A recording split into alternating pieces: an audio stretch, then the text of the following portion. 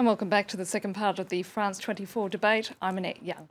And the day has finally arrived. After 5 weeks of frenetic campaigning, it's now finally the turn of the British voter to decide who will govern his or her country. And if polls are anything to go by, both the Conservatives and Labor are unlikely to gain enough seats to rule outright. With no clear winner likely, the stage is set for days, if not weeks, of horse trading. So how did one of the world's most politically stable systems become such a hot mess? With me to talk about this today is Evan O'Connell, Vice Chair of the British Labour here in Paris. Hello, Evan. Again, Jeremy Stubbs, Chairman of the British Conservatives, also in Paris. Christophe Robit, France 24's Europe editor. From Oxford in the UK, Helen Margetts, Director of the Oxford Internet Institute at Oxford University. And from Glasgow in Scotland, Andrew Nicol, journalist and author, and I must point out, as we didn't do earlier, journalist with the Scottish Sun. So thanks to all of you for joining us. And a reminder to you, the viewer, that you can tweet on what you think using the hashtag F24debate. But before we begin, let's cross now to Lucy Fielder, who's at a polling station in West London.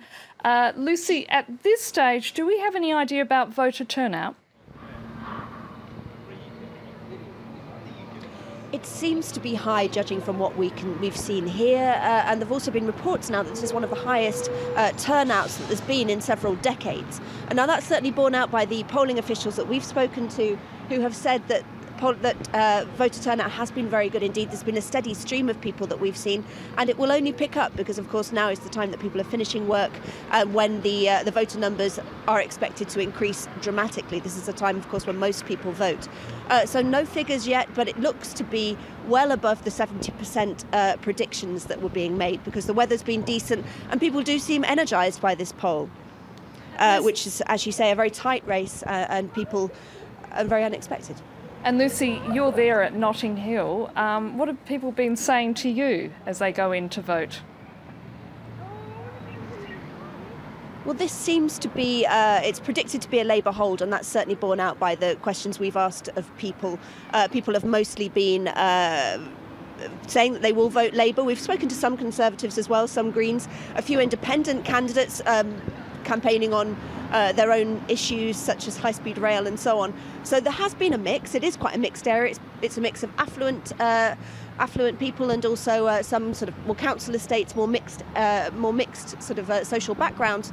But it does seem to be a Labour area. It's been very lively. We've seen some altercations outside the polling station.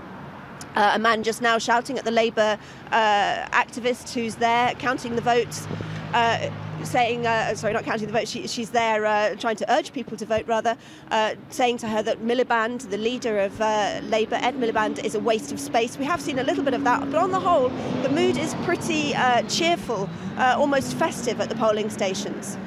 Lucy Fielder, thank you so much for that. I mean, it's very interesting to see, given that this has been a campaign where, if anything, Christophe, the politicians have been very energetic, crisscrossing the country, but they've left a rather distrustful and dispirited electorate in the process. They've been very energetic, and at the same time, I think they've been very cautious, because we knew from the very onset that there wouldn't be a clear winner.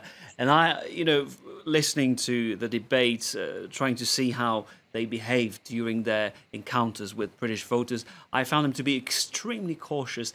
And that's something you find across Europe once again. In this era of globalization, where the social media plays such an important role, they don't want to be filmed saying something wrong or doing something wrong. So indeed, I found them quite dull at times, I have to say. And that is very bad, of course, for democracy, but as we hear, apparently turnout is very high. So people understand that there's so much at stake this time that they have to turn out in great numbers. Last time, I believe in 2010, 65% of British voters did cast their vote. Apparently, figures will be higher this time. So I found the campaign quite dull, but I think there's so much at stake that people want to have a say. Jeremy, does a higher turnout favour the Conservatives? It all depends a higher turnout of whom. You've just shown us two Labour areas, but it has to be said at the moment the division of the different constituencies is rather unfavourable to the Conservatives. And without going into the mathematics of it, especially as I don't necessarily understand them mathematically, but I understand the result that I'm told by specialists, Conservatives are fighting against that particular slant on things. And I don't know if a higher turnout will be a countering factor. Helen Margetts in Oxford, I understand you want to weigh in at this point. Well, if the turnout is higher, and all the indications are that I think that it is going to be, I think you might say that social media could have something to do with that. There's been a lot of activity on social media in terms of getting people to register and then getting people to vote. The platforms have had an I voted or I'm a voter buttons and hashtags, which might have some effect. But also, I mean, as I said earlier, the political parties have tried to be very controlling on social media, but they have also tried to engage the electorate. And I think where we've really seen that is local level. We're collecting data on all the local social media campaigns in single constituency.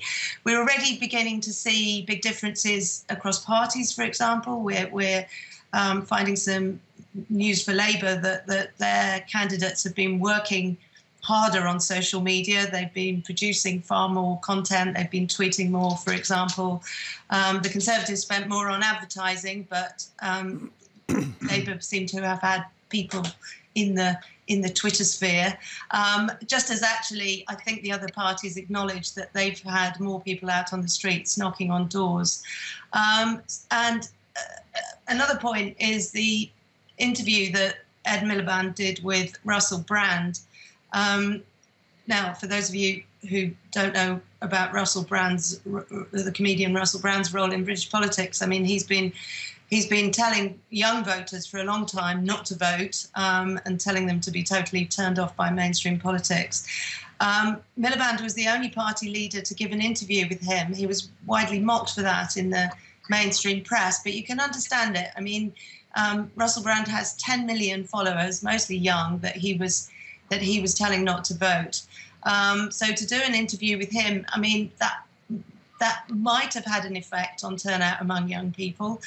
Brand did eventually come out and endorse Miliband, unfortunately, after the deadline to register to vote, and these people, having been told not to vote, may not have registered. But we could see some effects there. I think we could see some effects on turnout there. Evan here who's representing Labour, is wanting to say something. Not in particular. I certainly do wish that Russell Brand had come out with his call to vote Labour maybe a week earlier before the deadline for registering to vote.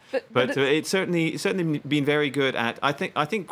One thing that Labour's been very good at over the past few months is getting young people out and motivated. And I think that as the previous speaker said, it's been largely to do with not central social media but local social media and trying to do things that are a bit more viral, a bit more creative. And I think that plus a superior ground game. The Economist did an article a little while ago that talked about the imbalance between Labour's very strong ground game, which I think is partly thanks to David Axelrod, former Obama advisor, who's advising Labour at the moment. Comedians and spin doctors. Comedians and spin doctors. That's it. That's Labour. There's a few of them on the Conservative side too, surely. In fairness, yes. I hope they're funnier. Jim Messina of the formerly of the Obama administration is also advising the Conservative Party. So you've got your Obamaite as well. I can tell you this: the last time we were on here on this programme, we put an extract of both Evan and myself on Facebook and got nearly 5,000 viewings on our British Conservatives in Paris page. Andrew, Nicole, obviously the star player in this election campaign has been Nicola Sturgeon. What's her profile like in terms of social media? Is she attracting a lot more followers these days? I'm sure she is, but she's torn the rule book up. Nicola Sturgeon actually handles her own Twitter account. She responds directly to tweets. She sends her own tweets out. She doesn't have a staff who does that. And she's also broken the rules by actually having an enormous grassroots party machine. The SNP now has a membership of over 105,000 within Scotland. If you were to translate that into the UK, it would be a party membership of over 1 million. It's unthinkable.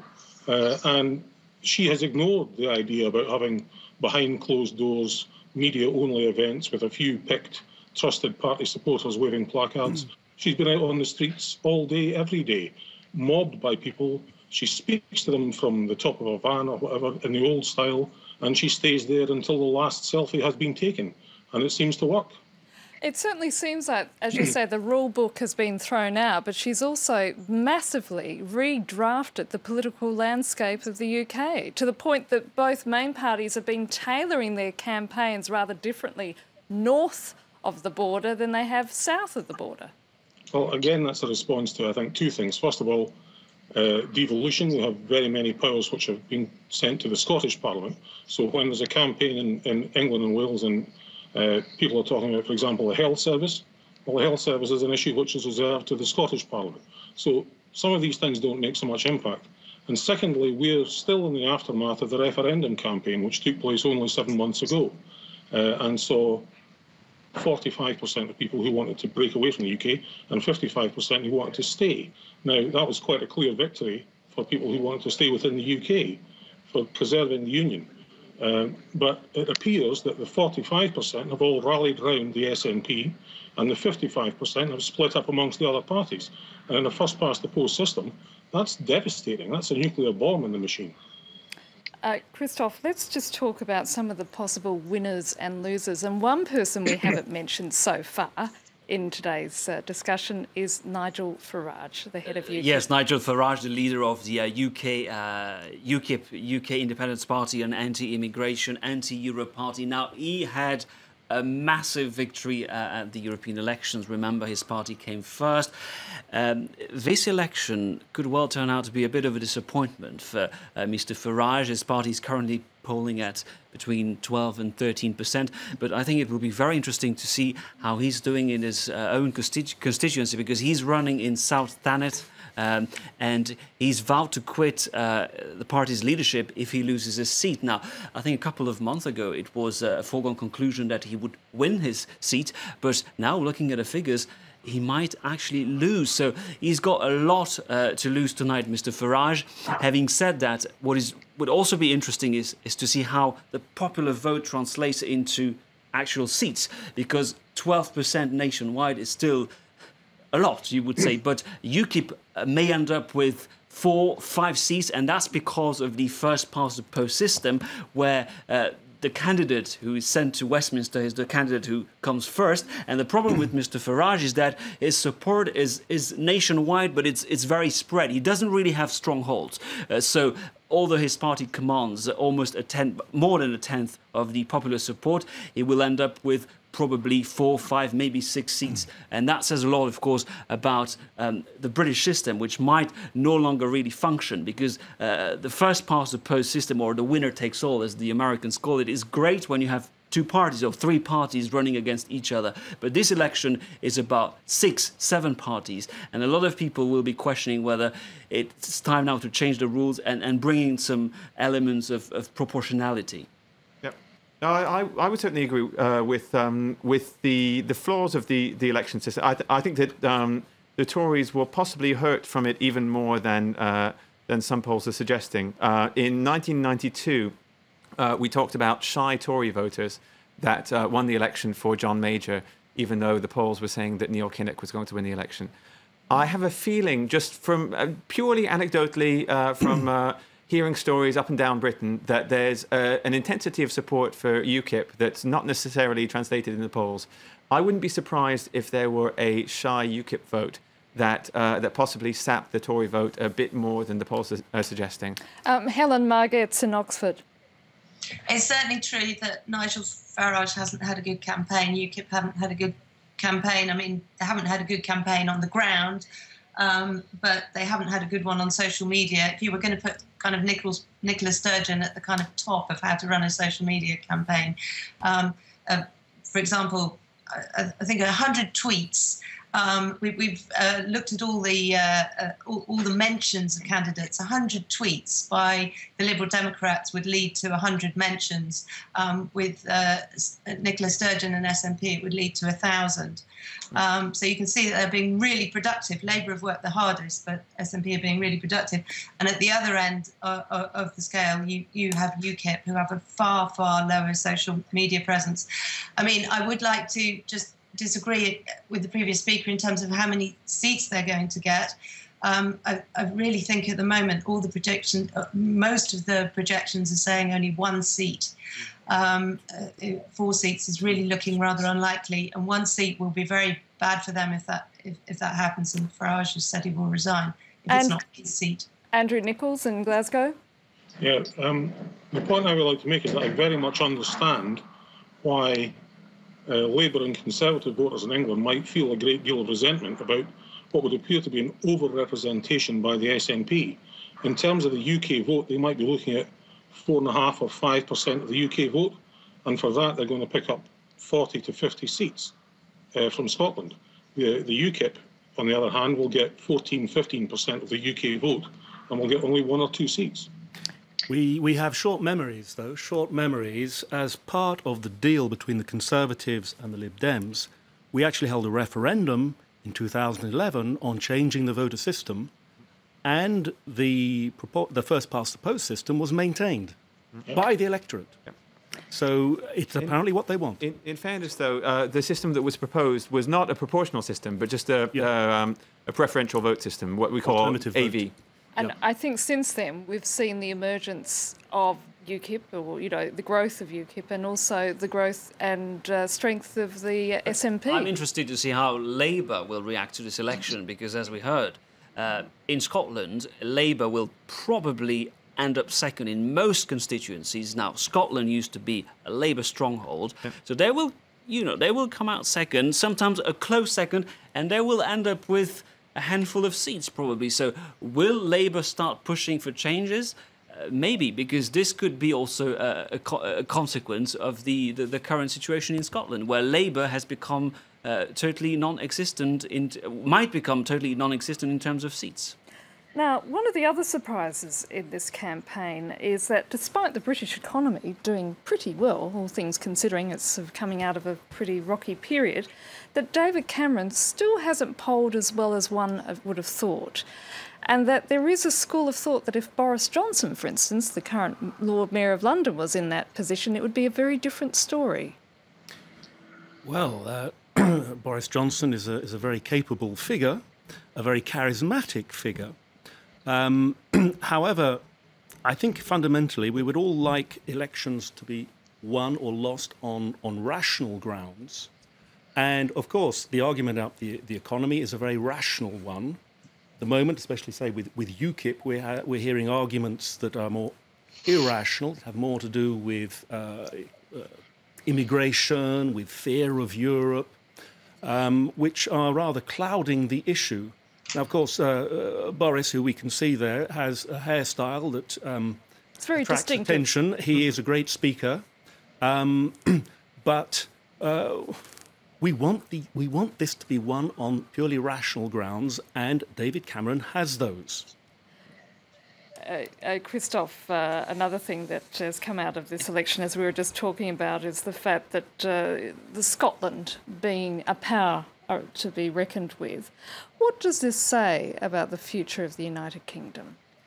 Well, I don't know, but as we heard, let's remember that in September, 45% of Scottish voters decided to leave the Union. So when David Cameron at the time said that the referendum sort of settled the issue for a generation, I don't think it's true, not at all. We see that it's not true, and if anything, this referendum has emboldened Scottish voters. So we don't really know what will happen. What I would find interesting from a European perspective, because we haven't mentioned Europe yet, if Britain were to hold a referendum, and that's in the likely scenario or unlikely scenario, we'll have to see whether Mr. Cameron wins a second term, because as you know, he's promised to hold a referendum on Europe. If Britain were to leave Europe, how would Scotland react? Because we know that, as a rule, Scotland is far more pro-EU. And some Scottish officials have made it clear that if Britain were to leave, well, they would want to leave Britain because they want to stay in Europe. So you see, this raises all sorts of questions. But what you described about Scotland is absolutely true. Scotland is now a power to be reckoned with, and the possible triumph of Nicola Sturgeon and the SNP will obviously revolutionise the political landscape in Britain. Andrew, do you have anything to say, given that you're our token Scottish representative tonight? I really couldn't agree more. Nicola Sturgeon has made it clear that if she won every seat in Scotland, that would not be, in her view, a mandate for another referendum on independence. But she's also said that if there was some large material change, and the only one she's named is for Britain to exit from the EU, she would regard that as an opportunity to hold a second referendum on independence. So really the issue has not gone away, it's only been parked. Evan. Well, I would say that while Nicola Sturgeon has herself ruled out a second referendum in the near future, the former deputy leader of the SNP recently came out and said that in his view, if the SNP did as well as the polls are suggesting, then a second referendum would obviously have to be in the SNP platform for the upcoming Scottish elections a year down the line. And I think that shows something of the SNP's true colours to a certain extent, because what it shows is that the SNP, they're running a conciliatory line right at the moment because they know that still, even now, only 45% of Scots support independence. But deep down, that's the only thing that they really care about. Jeremy, from where you're standing, what do you think about the idea of the implications if indeed Cameron gets back into power and there is a referendum and we could be facing this scenario? Maybe, but it's extremely unlikely. I don't think that Britain will leave the UK. The UK will leave the EU. Strangely, we're talking of coalition, but if we had a referendum on our membership of the European Union, it would actually bring together an awful lot of us. Even those around this table, definitely. We would be united as reasonable people. And on that note, I'm afraid we're going to have to draw this discussion to an end. I want to, at this point, thank my guests. That's Evan O'Connell, Jeremy Stubbs, Christophe Robit, Andrew Nichols from Glasgow, and Helen Margetts from Oxford. And it's time now for Media Watch.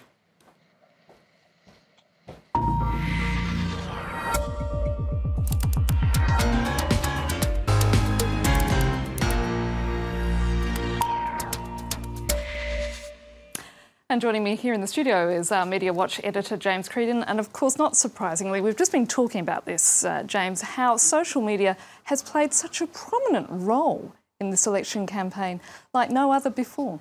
That's right. We'll take a look at some of the themes and memes on social media in a moment, Annette. But first of all, some of the front pages from this morning. There was quite a biblical theme on the front page of the Scottish Herald, Day of Reckoning, and echoed in the Times. I'm not sure what we can deduce from all that because they're not necessarily of the same political opinion at all. But Judgment Day, Day of Reckoning, some sunshine peering through the clouds there as well, but quite a lot of clouds, so it's quite difficult to know what they're getting at.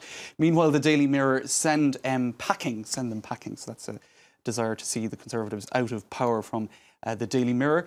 That's a weekly, The Spectator, but it shows the extent to which the Scottish question is present in this election and the extent to which they will be the king makers or queen makers, whatever way you want to look at it. I quite liked this tweet where somebody bought up all the copies of The Sun in their local shop in order to put them in the recycling bin, finding their rather insistent calls to for Labour not to be voted in a little bit too much with various sort of metaphors that are not very savoury. And yesterday, their front page indeed was equally unflattering of Ed Miliband. They tried to resurrect this image from May of last year, in fact. But quite interestingly, it became a meme on social media with a lot of people coming to the support of Ed Miliband with this Je suis Ed hashtag and various sandwich catastrophe photographs, even from vegetarians, in fact. So there you go. That's the sort of level of discourse you're seeing. Elsewhere, the Daily Express, which actually supports UKIP, you had various publications as well on social media and elsewhere ridiculing their position. This with the Faily Express, Europe gives you cancer, says Tupac, so that sort of thing. So it varies from the extremely frivolous to actually quite serious debate. You have British Influence, which is a website, it's an NGO in favour of the UK within the EU, and they've been linking to some pretty well-written articles and some proper policy analysis on the whole Brexit question, Britain leaving the EU, and the extent to which that would be a foreign policy and security disaster, really, in terms of influence for Britain.